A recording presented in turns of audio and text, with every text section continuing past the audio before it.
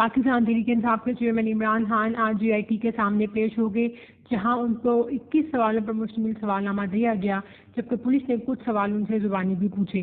ان کی تقریباً یہ انویسٹیگیشن 20 منٹ تک جاری رہی۔ عمران خان کو پہلے بھی جو انویسٹیگیشن ٹیم نے بلایا ہے، لیکن عمران خان صاحب آج اس میں پیش ہوئے۔ سابق وزیر اعظم عمران خان نے اپنے وکیل کے ذریعے پہلے ہی سے بیان دوبارہ جمع کروا دیا، اور انہوں نے کہا کہ شہباز گل پر تشدد کے حوالے سے میں نے اپنی تقریر میں کوئی دہشت گردی نہیں کی، جو تقریر کی تھی وہ دہشت گردی کے جملے میں نہیں آتی۔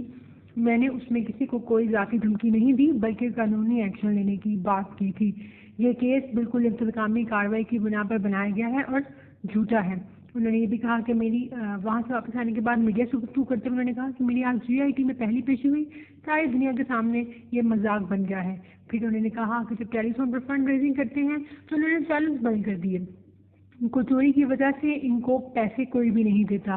اس نے مزید کہا کہ اگر میں نے کال دے دی تو امپورٹڈ حکومت برداشت نہیں کر سکے گی، ان کو چھپنے کی جگہ نہیں ملے گی، یہ لوگوں کے سمندر کے سامنے نہیں رک سکیں گے، اس لیے یہ پہلے ہی سے خبردار ہو جائیں۔